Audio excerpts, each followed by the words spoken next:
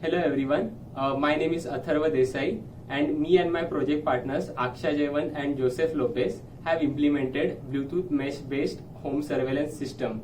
So I'll be discussing about three parts, that is the system design of the project, then what are the major advantages of the BLE Bluetooth mesh, and what are the topics which we have covered in the video further.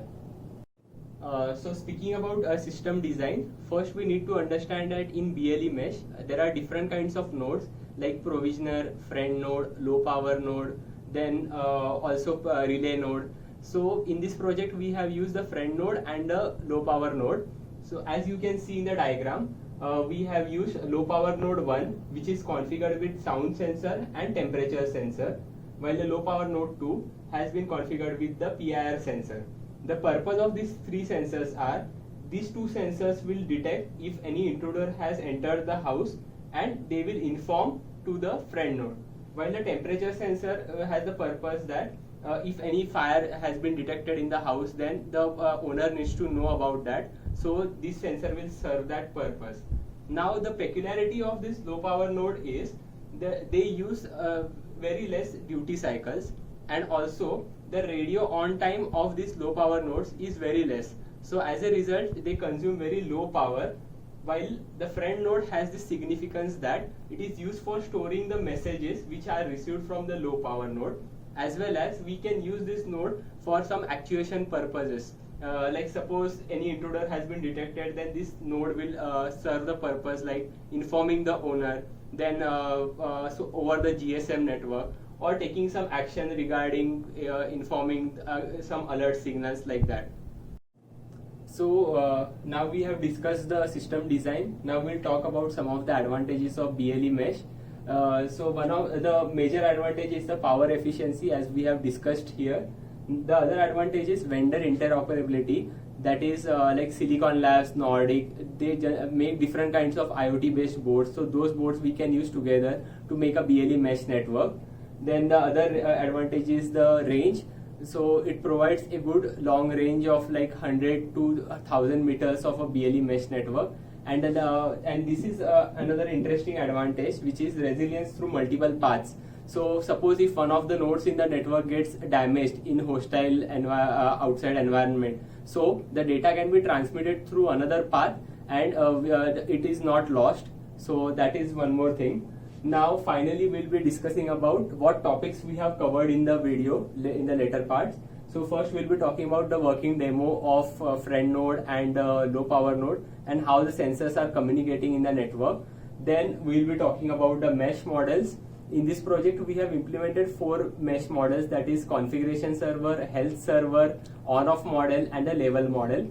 After that we'll be talking about encrypted link and provisioning. So here we'll be learning about how BLE mesh improves the security in the network and how the data is secured. And finally we'll be talking about the low power design techniques which we have implemented in the project, and the persistent storage, how we use to store the data without any power.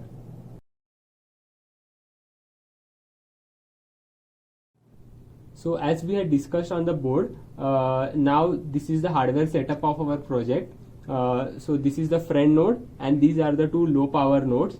The first low power node has been configured with sound detector sensor and the onboard temperature sensor, while this second low power node has been configured with human presence PIR sensor. Now we'll show the demo of each of the sensor. So this is the count value.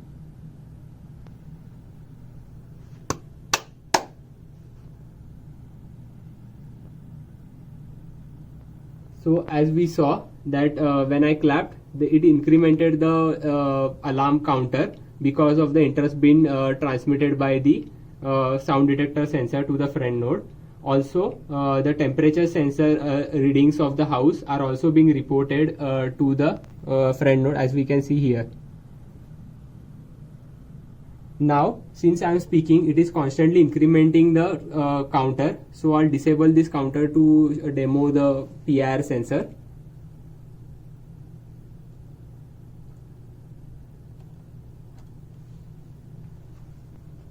Now the counter value is 112. it got incremented by 1 to 113. Now another thing is, suppose if the owner of the house is giving these false readings, then he also has a provision to deactivate the alarm for some time. So for this 10 seconds, it will deactivate the alarm. We can increment this time according to our own convenience. Now the Bluetooth mesh models implemented in the project will be explained by Aksha.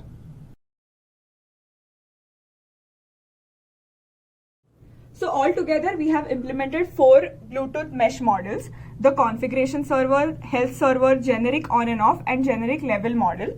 So the sound detector sensor and the PIR sensor will report its values to the friend node through the generic on and off model.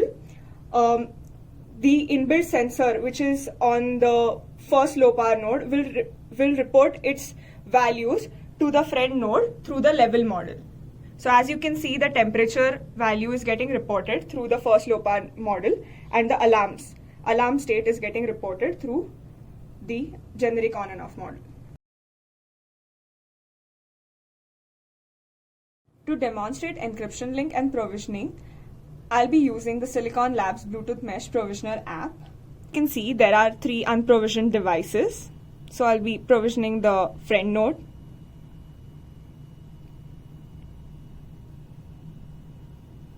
So during this process, the provisioner scans for unprovisioned devices and establishes a standard BLE connection with the device.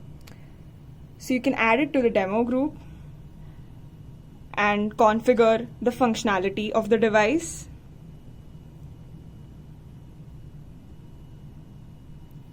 As you can see, there are 2 devices left, and I'll provision them the same way. So as you can see, I've added all the 3 devices to the Bluetooth mesh network. During this process, the provisioner app sends the invite to the Bluetooth device, and the device responds to this request with its capabilities such as supported elements, security algorithm that it supports, availability of public keys, etc. Then the public keys are exchanged between the 2 devices using the out-of-band method or the Bluetooth link. The provisioning data such as these, the net key, app key, device key, and the unicast address, is sent over to the unprovisioned device over the AES encrypted link. Once the data is sent, the provisioning process is complete and the devices are ready to interact with each other.